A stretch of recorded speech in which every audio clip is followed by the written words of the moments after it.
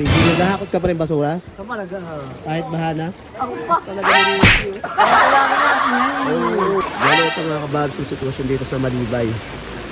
Bahala talaga. Ayan o. Apaw na. Kanina medyo mababa pa yan. Ngayon apaw na.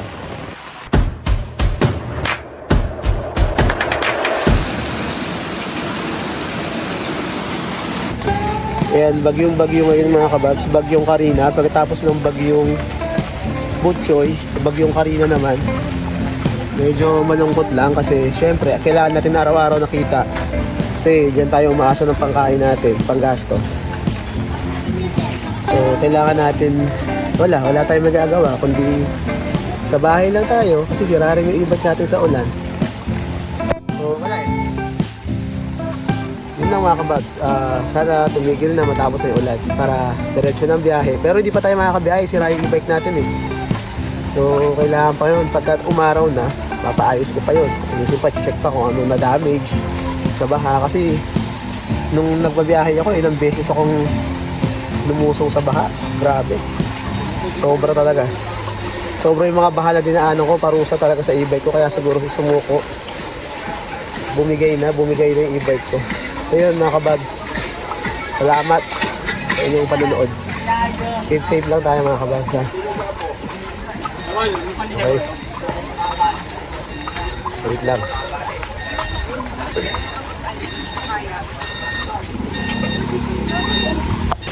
Dito, mataas na, mataas na bahagi talaga to ng lugar namin, tulay. Kaya hindi to basta-basta inaabot ng baha. Kahit gaano kalakas ang ulan. Basta hindi to basta-basta binabaha. Pero doon sa baba, talagang yan, ito nilalagyan talaga. At ito na yung ilog namin mga kababs. Ayan o. Apaw na. Kanina medyo mababa pa yan. Ngayon apaw na. Sumayad dito sa halaman o. Ayan mga kababs. Keep safe tayo lahat ah. Sana lahat ay ligtas. Sa mga binabaha po dyan, pray lang. Yung mga rescue contact number naman siguro sa mga lugar nyo. Ingat lang tayo. Inangat na rito yung mga motor. Mga kababs, inangat na. Kasi sa baba, bahang-baha na talaga. Kaya iba inangat na rito. Ito sa kabila tayo. Ilog. May mga basura pa dito. Ay, sa residential area dyan. Oh. Ayan, oh, baha na talaga. Gabi pa ito mga kababs eh. Ulan, Jack! Kagabi pa yung ulan na yan.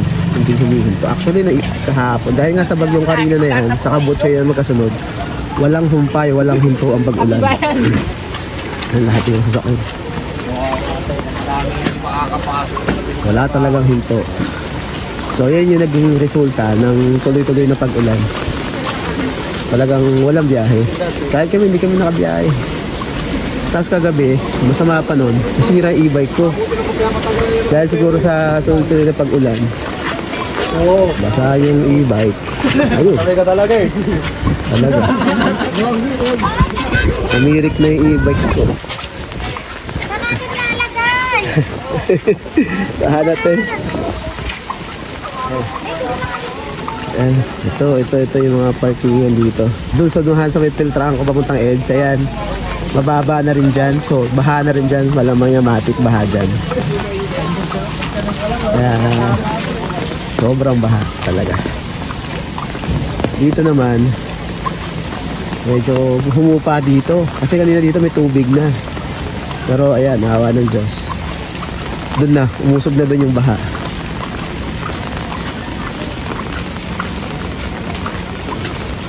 Ayan. Tay, kamusta? Sira rin yung e-bike ko kagabi. Oo, ang tagal ko naghihintay ng pasahero. Pagdating ng pasahero ko, sasakayatin ko na sana Heritage. Wala na. Hindi umandar, patay. Basa na basa siguro sa ulan talaga. Muna ako tayo, magnabablog ako eh. Binabahan yung mga tao. Pero may mga pasok pa rin, alam mo ko eh. Yung mga private. Yung mga private.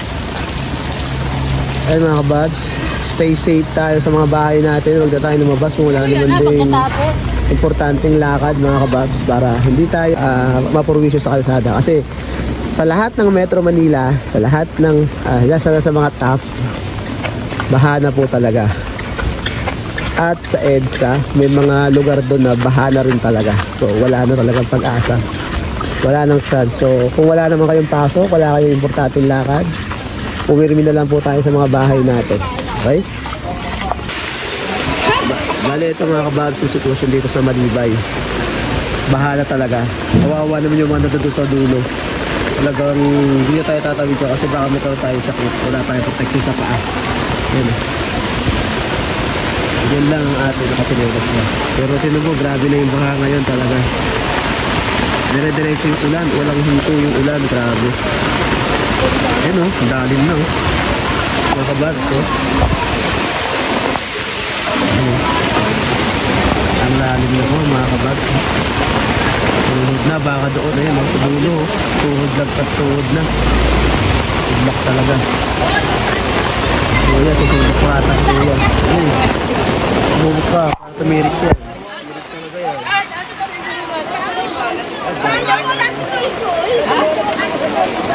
Hirap yan. Silipin natin yung ano, tulay. Ito ang lagay dito sa lugar namin. Talagang baha, binaha talaga, nilubog talaga. Apo kasi ilog, kaya ganyan. Ayan. Wala tayong magagawa. Hindi tayo dadaan dito, baka ano, nagugas akong pa eh. Baka maleptos tayo dito kasi rekta sa ilog to eh. Alam mo naman maraming daga dyan na nakatira. Ayan. Ayan, lumusong na siya, diba? Ito yung resort natin, yung Gaga Resort. So, mga babs, pumasok na ako sa loob ng bahay. Ay, dito sa amin, pumasok na ako. Grabe talaga yung baha ngayon doon, mga kababs. So, baha pa rin. Silipin natin dito, sa isang side. Dito paglabas namin ng hagdan, silipin natin. Tara. Ngayon mga kababs, alas 7 pasado na pero madilim pa rin dito sa looban namin. Ganyan po ako limlim dito sa amin. Pero ito. Bali, ito yung sitwasyon dito sa lugar namin. Buti huminto na yung ulan. Pero ayan o, apaw na yung ilog. Tagus na sa amin yung baha. Apaw na yung ilog, bumaha na sa amin. Dapat dyan, di ka lulusong dyan kung wala kang bota. Oh, may lumalang ngayon o. Ang lulupit mo bro. Pare, sabi sa'yo pang Olympics yun. Ayan, pang Olympics. Alit. Ang bahala talaga dito.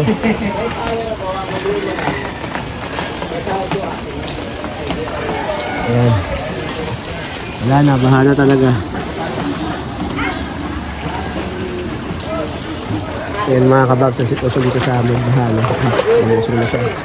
Sipag talaga dito na Ricky. Naghahakot ka pa rin basura? Kamalaga ha. Kahit bahala. Ako pa. Talaga ni Ricky. Oo, kailangan natin yan eh. Oo. Kasanay na sanay ka na dyan, ano? Oo. Basic, no?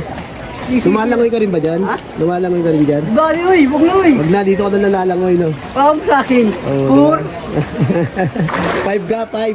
Hindi ka 4, 5. 5. Oh, bahala talaga. Lalaway ka.